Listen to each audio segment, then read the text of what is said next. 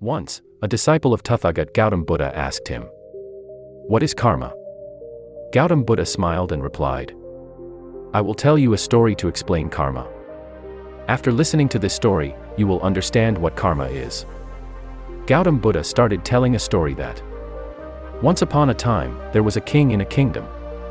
Once he went on a journey with his minister. While traveling, the king and the minister reached a market. In that market, the king's attention was on a shopkeeper. Seeing that shopkeeper, the king thought, "I don't know why this thought came to my mind, that I should hang this shopkeeper tomorrow." The king told this to his minister. The minister said something that the king had already gone ahead of the shopkeeper's shop and started talking about something else. The minister was very worried. He was not able to understand what the shopkeeper's mistake was. Without talking to the shopkeeper, without thinking, why is the king thinking about taking such a decision? After the king and the minister went on a journey, they returned to the palace. But the minister could not sleep all night. After waking up in the morning, the minister disguised himself as an ordinary citizen and went to the shopkeeper and asked the shopkeeper, "What do you sell?" The shopkeeper replied, "I sell sandalwood." Then the minister started asking people around him about the shopkeeper. Everyone replied that the shopkeeper does not speak to anyone, always sad. The minister understood the matter. The minister then went back to the shopkeeper and asked the shopkeeper, "Why are you sad?" The shopkeeper said, "I am sad because people come to my shop, smell the sandalwood and say it is very beautiful, it has a very good fragrance, but no one buys it, so I am very sad." The minister was also sad to hear the shopkeeper's words. He thought, why should any shopkeeper be sad if no goods of his shop are bought, while there is no shortage of goods? The minister started thinking that this shopkeeper is so sad because of his sorrows, but why does the king want to hang this shopkeeper? That is, the answer to the king's thought was not yet found by the minister. The minister then asked the shopkeeper, "Brother, what will you do if all the sandalwood in your shop remains the same?" The shopkeeper said in a fit of anger, "Yes, I know that my sandalwood will remain the same, no one will buy them, that's why I think that our country's king should die as soon as possible. If he dies soon, then I will come to that royal court and give my sandalwood for the funeral rites of that king, which would have given me some money. And apart from this market, other people would also know about my sandalwood. Then maybe some people would come to my shop to buy sandalwood." The minister understood everything after hearing the shopkeeper's words. But the minister was very smart and intelligent. He had a thought in his mind. The minister bought some sandalwood from the shopkeeper. The shopkeeper got some money from this purchase and he became a little happy. The minister took the sandalwood and went back to the royal court. After reaching the royal court, the minister placed the sandalwood in front of the king and said, "O king, this sandalwood is the same shopkeeper who gave it to you, the shopkeeper you were thinking of hanging yesterday." The king smelled the sandalwood and he liked the smell of the sandalwood very much. He said, "These sandalwoods are very fragrant." The king was very happy with this unique gift from the shopkeeper and gave some gold coins to the minister and said, "Go and give these gold coins to the shopkeeper as a reward and say that from now on, whenever the sandalwood is needed in the palace, then the sandalwood will be taken from your shop." Hearing this, the minister started smiling and started thinking that now the king cannot think of hanging that shopkeeper.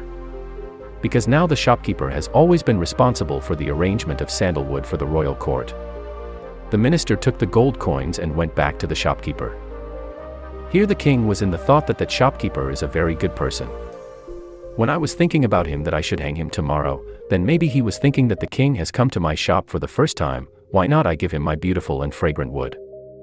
And today he also greeted me. For no reason I was thinking about hanging him. Here the minister went to the shopkeeper. The minister gave the gold coins given by the king to the shopkeeper and said, that the sandalwood which I bought yesterday, the king liked those sandalwood very much and has sent you these gold coins as a reward. The shopkeeper was very happy to hear this. At the same time, the minister also told the shopkeeper that now whenever the royal court needs sandalwood, then all the sandalwood will be taken from your shop. The shopkeeper was very happy to hear the minister. The minister asked the shopkeeper, "Why did you think so badly about the king? But see how much the king worries about you. How good the king is, the king never thinks wrong about his subjects." The shopkeeper agreed with the minister and was very sad and began to repent his bad thoughts about the king. The shopkeeper told the minister, How wrong I used to think about the king is very good, he is a very good king, may God give the king a long life.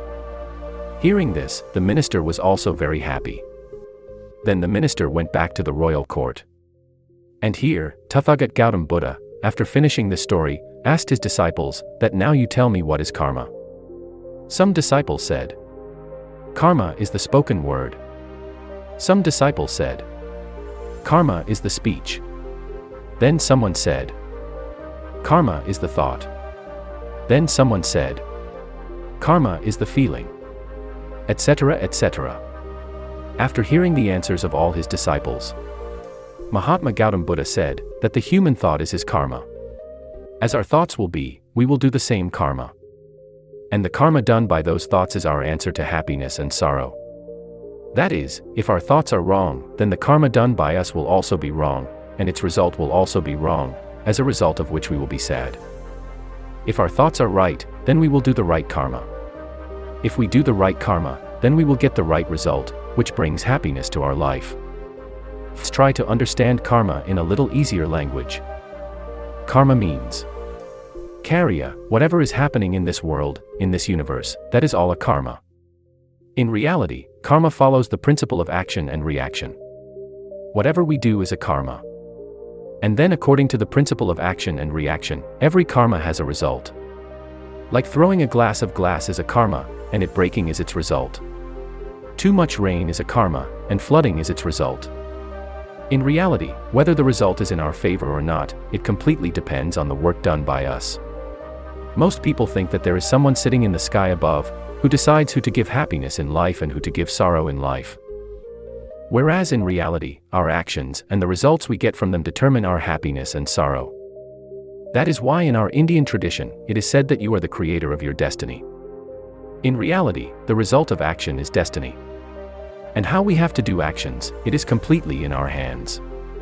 So when someone keeps doing good deeds, his destiny also keeps getting better. Like if there are two children, and one of them keeps trying to learn and know new things from childhood.